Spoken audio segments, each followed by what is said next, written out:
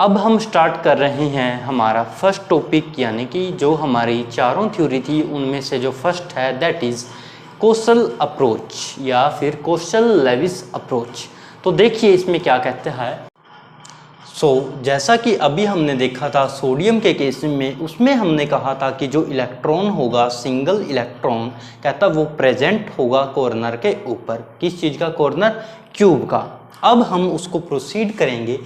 आगे देखिए कहता है while in the case of noble gas, कहता अगर हम सोडियम के बजाय अब किस चीज़ का केस लेके चलें? नोबल गैस का। आप कोई भी नोबल गैस कंसिडर कर सकते हो। तो आगे all 8 corner would be occupied. तो कहता अगर आप किसी भी नोबल गैस का केस लेते हो तो जो हमारा क्यूब था उस क्यूब के जो 8 के 8 कॉर्नर थे वो सारे क्या हो जाते हैं? ऑक्यूपाइड हो जाते हैं। यानी कि नोबल गैसेज के केस के अंदर क्यूब के 8 हमारे पास जो कॉर्नर है वो सारे कॉर्नर के ऊपर इलेक्ट्रॉन आके क्या हो जाएंगे? प्रेजेंट हो जाएंगे। अब ऐसा क्यों होगा वो देखिए। कहता this octet of electron, this octet of electron से क्या मतलब है? ऑक्टेट का मतलब हमारे पास है 8 इलेक्ट्रॉन, यानी कि 8 इलेक्ट्रॉन। 8 इलेक्ट्रॉन आएंगे कहाँ से? कहाँ पे प्रेजेंट होंगे? ये 8 इलेक्ट्रॉन आपके प्रेजेंट होंगे क्यूब के कॉर्नर के ऊपर। ठीक है। ये जो ऑक्टेट ऑफ इलेक्ट्रॉन है ये रिप्रेजेंट करता है स्टेबल इलेक्ट्रॉनिक कॉन्फ़िगरेशन। सिंपल सी बात है, 8 हमारे पास कॉर्नर थे, 8 ही हमारे पास इलेक्ट्रॉन थे। तो कहता ये क्या शो करेगा, ये क्या रिप्रेजेंट करेगा? ये रिप्रेजेंट करेगा एक स्टेबल इलेक्ट्रॉनिक कॉन्फ़िगरेशन को। ठीक है। और ये किसके केस में हम लोग पढ़ रहे हैं? नोबल गैसेज के केस के अंदर। अब उसके बाद next The Lewis postulated that atoms achieve the stable octet. Lewis ने जो पोस्टुलेट दिया था उस पोस्टुलेट में उसने कहा था कि जो एटम्स होते हैं ये अचीव कर लेते हैं एक स्टेबल ऑक्टेट। वही स्टेबल ऑक्टेट यानी कि वो कहना चाहता है कि उसके जो क्यूब के कॉर्नर है 8 इलेक्ट्रॉन वहाँ पे जाके क्या हो जाते हैं? ऑक्यूपाई कर लेते हैं। When they are linked by chemical bond. लेकिन उन्होंने कंडीशन दी थी वो कब ऑक्यूपाइड करेंगे कॉर्नर्स को? जब कहता वो लिंक्ड हो जाएंगे केमिकल बॉन्ड के थ्रू किसी दूसरी स्पीसीज से। ठीक है। तो दोबारा देखिए एक बार। यहाँ तक हमने पहले सोडियम का केस किया था, उसके बाद हमने कहा है सोडियम के अलावा अगर हम नोबल गैसेज का केस लेते हैं, नोबल गैसेज के अंदर जो क्यूब के 8 कॉर्नर होंगे ये 8 कॉर्नर क्या हो जाएंगे? ऑक्यूपाइड हो जाएंगे। कहता जो ऑक्टेट ऑफ इलेक्ट्रॉन्स है ये क्या रिप्रेजेंट करेगा? ये रिप्रेजेंट करेगा हमें स्टेबल इलेक्ट्रॉनिक कॉन्फ़िगरेशन। और आपको पता है स्टेबल इलेक्ट्रॉनिक कॉन्फ़िगरेशन कब होती है? हमारे पास इलेक्ट्रॉनिक कॉन्फ़िगरेशन स्टेबल होने के सिर्फ 2 स्टेज हो सकती है। पहला, या तो हमारे जो सेल है वो कैसे हो? हाफ फिल्ड हो, या फिर वो कैसे हो? फुल फिल्ड हो। और हम लोग केस पढ़ रहे हैं नोबल गैस का। तो नोबल गैसेज के अंदर क्या होता है? जो वैलेंस शेल में इलेक्ट्रॉन है वो कैसे होते हैं? फुल फिल्ड होते हैं, जिसकी वजह से ऑक्टेट ऑफ इलेक्ट्रॉन हमेशा रिप्रेजेंट करता है स्टेबल इलेक्ट्रॉनिक कॉन्फ़िगरेशन को। Lewis postulate that the atoms achieve the stable octet when they are linked by chemical bond।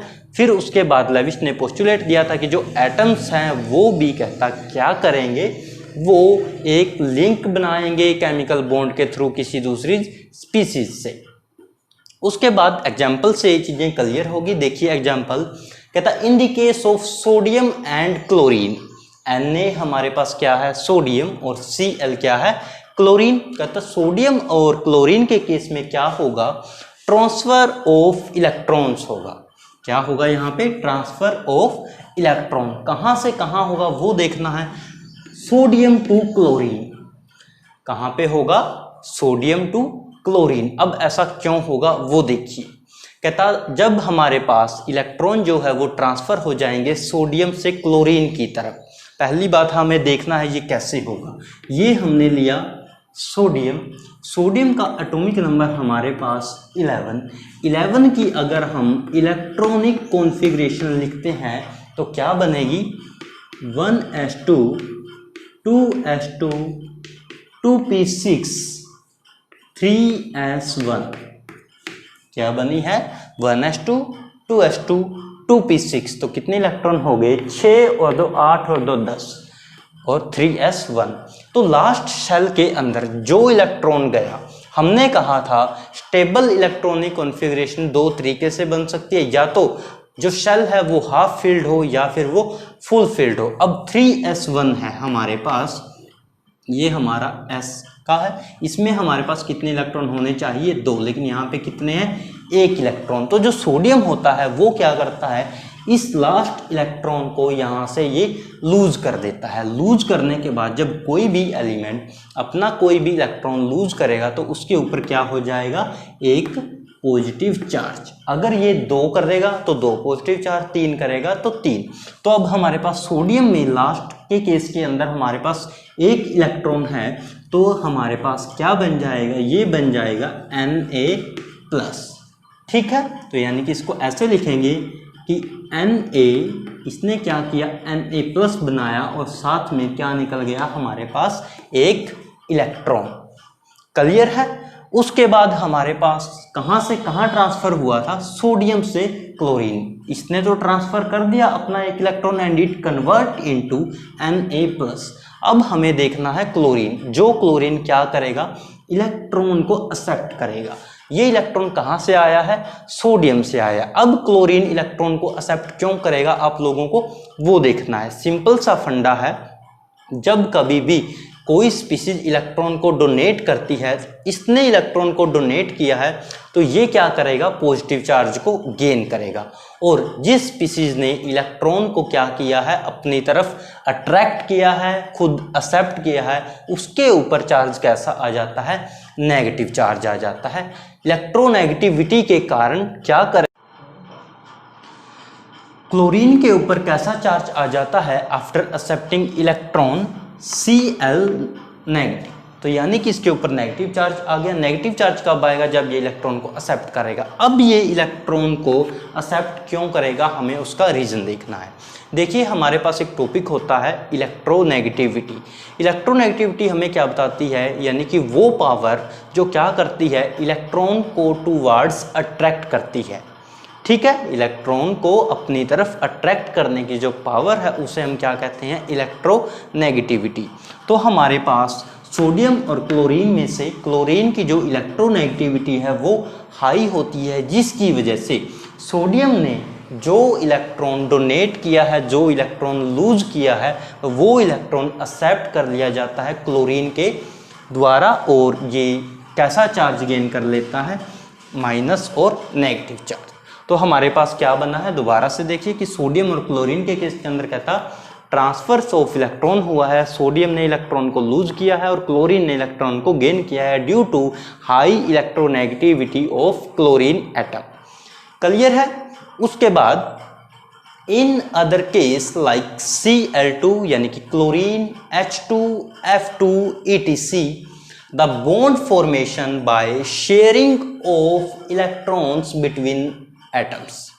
कहता इन दोनों के बीच में हमने देख लिया कि पॉजिटिव नेगेटिव चार्ज बना है, इलेक्ट्रॉन डोनेट और एक्सेप्ट हुई है। लेकिन कहता अगर इन दोनों केस को छोड़ के हम लोग कोई और केस को कंसिडर करते हैं, लाइक हमने केस ले लिया Cl2 का, या फिर हमने केस ले लिया H2 का, या इसके अलावा हमने केस ले लिया F2 का, तो कहता इन केसेज के अंदर जो केमिकल बॉन्ड होगा वो कैसे बनेगा, वो केमिकल बॉन्ड की फॉर्मेशन कहता किस तरीके से होगी, शेयरिंग से होगी।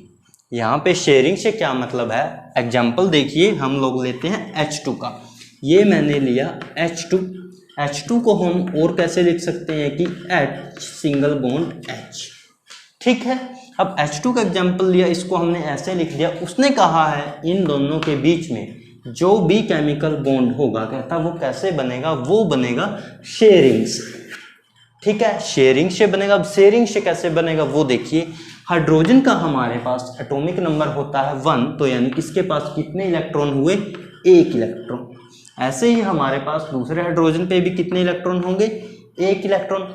1 इलेक्ट्रॉन इसका, 1 इलेक्ट्रॉन इसका, ये दोनों आपस में क्या कर लेंगे, शेयर कर लेंगे। शेयर करने से आप लोगों को पता है जो भी सिंगल बॉन्ड होता है वो हमेशा 2 इलेक्ट्रॉन से मिलके बनता है। अब यहाँ पे सिंगल हमारे पास बॉन्ड है और एक इलेक्ट्रॉन इसके पास है, एक इलेक्ट्रॉन इसके पास, दोनों आपस में इलेक्ट्रॉन्स को क्या किया, शेयरिंग विद ईच अदर, और उनके पास किस चीज़ की फॉर्मेशन हो गई, सिंगल बॉन्ड की, केमिकल बॉन्ड की। तो कहता है ये जो केसेज है, इन केसेज के अंदर ना तो हमारे पास पॉजिटिव बनता है ना हमारे पास नेगेटिव बनता है, बल्कि इन केसेज में डायरेक्ट इलेक्ट्रॉन्स की शेयरिंग होती है और उसकी वजह से single bond, double bond, triple bond, वो सारी आगे हमारे पास डिटेल में आएंगे। ठीक है, उसके बाद in this process each atom attains a stable outer octet of electron. क्या कहता है कि इस प्रोसेस के अंदर हर एक जो एटम होगा वो क्या करेगा, अटेन कर लेगा, यानी कि ले लेगा, क्या लेगा, वो एक stable outer octet electron. Stable outer electron कैसे, क्या कहना चाहता है, जैसे हमने ये केस लिया, इसमें शेयरिंग हुई है इलेक्ट्रॉन्स की।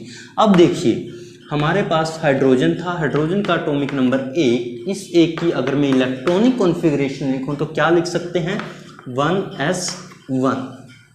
ठीक है, अब s का अगर हम शेल बनाएं तो हमारे पास s के अंदर कितने इलेक्ट्रॉन्स आते हैं, मैक्सिमम इलेक्ट्रॉन्स 2 इलेक्ट्रॉन्स आ सकते हैं। 1 इलेक्ट्रॉन है लेकिन हमारे पास तो किसके अंदर, हाइड्रोजन के अंदर। तो ऐसे ही हमारे पास दूसरा आ जाएगा और उसका भी 1 आ जाएगा, दोनों की शेयरिंग हो जाएगी और दोनों में केमिकल बॉन्ड बन जाएगा। तो कहता इस तरीके से इनकी जो आउटर इलेक्ट्रॉनिक कॉन्फ़िगरेशन होगी वो क्या हो जाती है, स्टेबल हो जाती है। हालांकि इन केसेज के अंदर भी ये जो आयंस बने हैं ये भी स्टेबल रहते हैं, लेकिन शेयरिंग वाले भी स्टेबल बन जाते हैं। इसके साथ साथ ये अभी प्रोसीड भी होता है। कैसे, एक बार यहाँ तक का सारा रिपीट करते हैं जल्दी से। तो देखिए सबसे पहले हमारे पास केस आया है नोबल गैस का। नोबल गैस में उसने बताया है कि जो हमारा क्यूब है, क्यूब के 8 कॉर्नर उसने क्या कर लिए है, 8 इलेक्ट्रॉन ने ऑक्यूपाई कर लिए है एज कंपेयर टू सोडियम।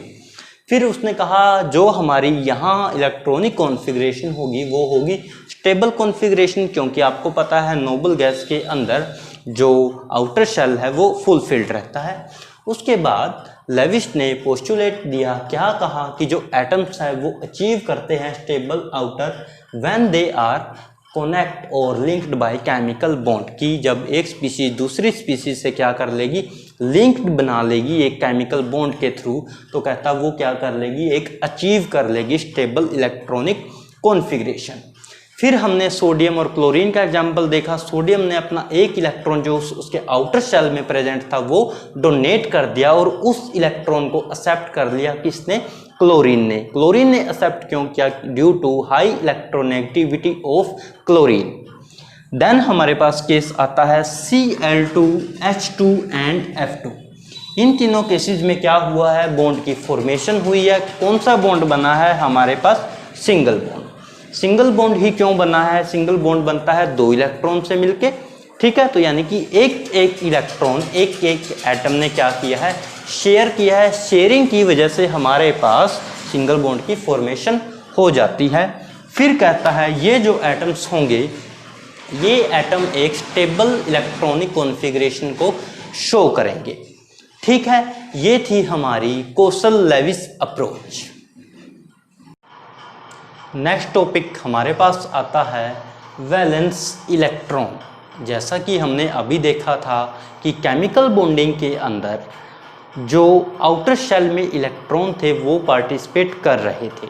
ठीक है, तो देखिए अब वैलेंस इलेक्ट्रॉन कहता in the formation of molecule, जब हमें किसी भी मॉलिक्यूल की फॉर्मेशन करनी है तो only outer shell electrons take part in combination. उस दौरान केवल उनके जो लास्ट शेल में इलेक्ट्रॉन होंगे वो क्या करेंगे, आपस में कंबाइन हो जाएंगे, कॉम्बिनेशन में वो हेल्प करेंगे। And they are known as valence electron, और उन इलेक्ट्रॉन्स को हम क्या कहेंगे, वैलेंस इलेक्ट्रॉन। क्या कहता है वैलेंस इलेक्ट्रॉन में कि जब हमें किसी भी मॉलिक्यूल की फॉर्मेशन करनी है उस दौरान उसके आउटर शेल में जितने भी इलेक्ट्रॉन्स होंगे वो सारे कॉम्बिनेशन में आएंगे और उन इलेक्ट्रॉन्स को हम कह देते हैं वैलेंस इलेक्ट्रॉन। ठीक है, उसके बाद हमारे पास कहता है अब ये तो आउटर शेल के इलेक्ट्रॉन हो गए जो कॉम्बिनेशन में हेल्प कर रहे हैं और वैलेंस इलेक्ट्रॉन हमें इन्हें बोल रहे हैं। लेकिन अब इनके अलावा ये आउटर शेल के है तो इनर शेल के तो इलेक्ट्रॉन्स बच गए ना हमारे पास। तो inner electrons are well protected. जो इनर इलेक्ट्रॉन्स होते हैं हमेशा वो वेल प्रोटेक्टेड होते हैं and not involving in bonding, और ये बॉन्डिंग में हेल्प नहीं करते। ठीक है, उसके बाद हमारे पास आता है गिलबर्ट न्यूटन लेविस। ये एक साइंटिस्ट का नाम है गिलबर्ट न्यूटन लेविस। ये कौन थे? ये थे अमेरिकन फिजिकल केमिस्ट, यानी कि अमेरिका के थे तो अमेरिकन फिजिकल केमिस्ट यानी कि केमिस्ट्री से बिलोंग करते थे और स्पेशली कहाँ से? फिजिकल केमिस्ट्री से। सो हम इसको क्या कह देंगे? Physical chemist. इन्होंने क्या किया था? Give simple notation to represent valence electron in an atom. किसी भी एटम में वैलेंस इलेक्ट्रॉन को रिप्रेजेंट करने का जो तरीका था वो इन्होंने दिया था। ठीक है, और उस तरीके को, उस नोटेशन को हम लोग किस नाम से जानते हैं? लेविस सिंबल के नाम से जानते हैं। क्या कहा है? दोबारा देखिए कि गिलबर्ट न्यूटन लेविस एक अमेरिकन फिजिकल केमिस्ट थे। इन्होंने वैलेंस इलेक्ट्रॉन को रिप्रेजेंट करने के लिए एक सिंपल नोटेशन दी थी। उस नोटेशन को हम लोग जानते हैं लेविस सिंबल के नाम से। अब ये लेविस सिंबल हम लोगों को पता होना चाहिए कैसे बनेगा, ये कैसा दिखता है। तो लेविस सिंबल की हम लोग स्टडी करते हैं, वो भी किसके लिए? सेकंड पीरियड के एलिमेंट के लिए। अब ये सेकंड पीरियड के एलिमेंट कहाँ से आएंगे? पीरियोडिक टेबल से। तो पीरियोडिक टेबल में हमारे पास सेकंड पीरियड में जो एलिमेंट्स है like lithium, beryllium, boron, carbon, nitrogen, oxygen, fluorine और नियोन। तो ये हमारे पास सेकंड पीरियड के क्या हो गए? एलिमेंट्स हो गए। अब इन एलिमेंट्स को हमें क्या करना है? इनके जो वैलेंस इलेक्ट्रॉन है उनको हमें एक सिंपल नोटेशन से रिप्रेजेंट करना है और यू कैन से कि लेविस सिंबल हमें इन एलिमेंट्स में शो करना है। तो सबसे पहले हम लोग स्टार्ट करते हैं लिथियम से। अब लिथियम में हमें ऊपर आप लोग ये देख रहे हो सिर्फ एक बनाया है, लेकिन बेरिलियम के केस में हमने यहाँ पे भी लिखा है और यहाँ पे भी। अब ऐसा क्यों है? हमने कहा है इसके वैलेंस शेल में, इसके आउटर शेल में जितने भी इलेक्ट्रॉन होंगे हमें उसको क्या करना है? रिप्रेजेंट करना है, एक नोटेशन देनी है। तो हमने इसका एक इलेक्ट्रॉन जो लास्ट शेल में बचा हुआ है, लिथियम का एटॉमिक नंबर कितना होता है? हाइड्रोजन, हीलियम, लिथियम, इसका एटॉमिक नंबर होता है 3। 3 का मतलब जब हम इसकी इलेक्ट्रॉनिक कॉन्फ़िगरेशन करें तो क्या आएगा? 1s2 2s1। तो यानी कि इसका आउटर शेल हमारे पास क्या बन गया? 2s, और उस 2s में कितने इलेक्ट्रॉन है? 1। तो अब हमें इस एक इलेक्ट्रॉन की क्या करनी है? रिप्रेजेंटेशन। तो वो हम कैसे लिख देंगे? एक इलेक्ट्रॉन इसका यहाँ पे लिख देंगे। उसके बाद लिथियम के बाद नेक्स्ट हमारे पास केस आता है बेरिलियम का। तो अब इसका एटॉमिक नंबर कितना होगा? Hydrogen, helium, lithium, beryllium. तो यानी कि हमारे पास 4 की इलेक्ट्रॉनिक कन्फिग्रेशन लिखेंगे, इसका एटॉमिक नंबर 4 है। तो क्या हो जाएगा? 1s2 और 2s2। ठीक है, क्या हो जाएगा इसका? 1s2 और 2s2। तो यानी कि इसके आउटर शेल में कितने इलेक्ट्रॉन है? हमारे पास 2 इलेक्ट्रॉन है। अब इन 2 इलेक्ट्रॉन को हमें लेविस सिंबल के अकॉर्डिंग अरेंज करना है। तो एक इलेक्ट्रॉन हम लोग यहाँ पे लिखेंगे, एक इलेक्ट्रॉन हम लोग यहाँ पे लिखेंगे। डॉट से हम लोग इनको रिप्रेजेंट कर रहे हैं। तो ठीक है, ये जो प्रोसेस है ये कंटिन्यूटी में ऐसे ही चलती रहेगी। लाइक लिथियम हो गया, बेरिलियम हो गया, उसके बाद आता है बोरॉन। एटॉमिक नंबर इंक्रीज हो जाएगा, आउटर शेल में उसके जो इलेक्ट्रॉन्स है वो भी इंक्रीज हो जाएंगे। और यहाँ पे हो चुका है, यहाँ पे हो चुका है, अब कहाँ पे आएगा? नीचे की तरफ। ऐसे ही कार्बन के केस में 4 इसके पास क्या होते हैं, आउटर शेल में इलेक्ट्रॉन, उनको रिप्रेजेंट करेंगे, नोटेशन देंगे, लेविस सिंबल देंगे, तो एक एक इलेक्ट्रॉन इसके चारों तरफ क्या हो जाएगा, हम लोग डॉट से रिप्रेजेंट कर देंगे। सेम केस नाइट्रोजन के अंदर, सेम केस ऑक्सीजन के अंदर, फ्लोरीन के अंदर और नियोन के अंदर। तो आपको याद क्या करना है, सबसे पहले तो आप लोगों को पीरियोडिक टेबल के अंदर एलिमेंट्स को पता होना चाहिए, फर्स्ट पीरियड कौन सा है, सेकंड पीरियड कौन सा है, फर्स्ट ग्रुप कौन सा है, सेकंड ग्रुप कौन सा है, कितने हमारे पास पीरियड है, कितने हमारे पास ग्रुप है। उसके बाद आप लोगों को देखना है कि उनके एटॉमिक नंबर क्या क्या है, क्योंकि अगर आपको एटॉमिक नंबर पता होगा किसी भी एलिमेंट का तो आप उसका क्या निकाल सकते हो, उसके इलेक्ट्रॉन्स निकाल सकते हो। अगर आपको इलेक्ट्रॉन्स का पता है तो आप उसकी क्या कर सकते हो, इलेक्ट्रॉनिक कॉन्फ़िगरेशन को ईजिली लिख सकते हो। अगर आप इलेक्ट्रॉनिक कॉन्फ़िगरेशन को लिख सकते हो तो इसका मतलब आप उसके आउटर शेल में जितने भी इलेक्ट्रॉन्स होंगे उनको आप इजीली फाइंड आउट कर सकते हो। उन इलेक्ट्रॉन्स को फाइंड आउट करने के बाद हम लोग क्या करेंगे, लेविस सिंबल को यहाँ पे अरेंज कर देंगे या उनको एक नोटेशन दे देंगे या बोल देंगे कि उनके जो आउटर इलेक्ट्रॉन हैं उनको हमने अरेंज कर दिया है अकॉर्डिंग टू न्यूटन लेविस, जिसे हम बोल देते हैं लेविस सिंबल। तो ऑलमोस्ट हमारा यहाँ पे ये टॉपिक कंप्लीट हो जाता है। इसके बाद हमारे पास यहाँ पे आएगा सिग्निफिकेंस ऑफ लेविस सिंबल।